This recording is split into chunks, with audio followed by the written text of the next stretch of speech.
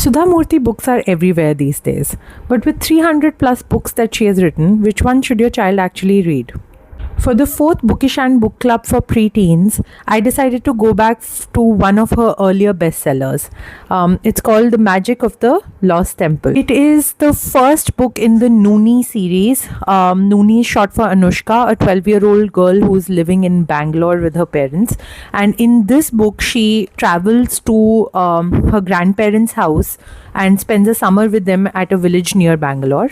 The book is entirely about the difference between urban and rural living. So how Noonie discovers living in harmony with nature, how natural remedies might be better than urban artificial remedies, how schools are really different in the rural and the urban context, how urban schools really put a lot of weight on exams and competition, whereas rural schools give children a little more freedom to explore their interests. So it's an interesting contrast between urban and rural life. Woven into this context are fun adventures that Noonie goes on. For instance, she discovers a magical stepwell from ancient times. There's a section in the book about origin of vegetables that I really loved, of how vegetables that we usually eat in our daily lives, where did they originate from? Which country or which part of the world did they end up in our lives from? So that I really loved. For preteens, this book has a lot of valuable lessons. It teaches them about ecosystems, about how you need to have respect for all types of creatures, big or small, how you need to think about life as more than just the materialistic living of urban cities.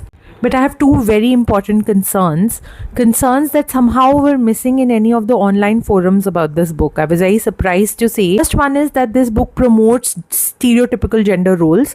There are several sections in the book where Ms. Murthy talks about this, and there is one in particular where the grandfather of Noonie, Ajja, actually says that all women need to sacrifice for their families. These are really, really problematic themes that I think should not exist in these books, especially in the times that we are living in. It should not be promoted.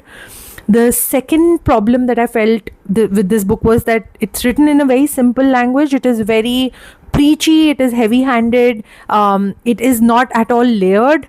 So that I felt was really good. It might be good for early readers among preteens who have never picked up a book or leisurely reading. So simple reading might be good for them. But I would urge parents of preteens who are readers and have previously read books to actually pick up more layered stories with more complex story structures, sentence structures, which promotes critical thinking.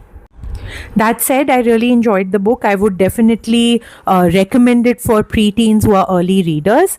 If you like this, please come to our page, give us a follow. We provide book recommendations by themes, by ages, by festivals. So do like this video and give us a follow.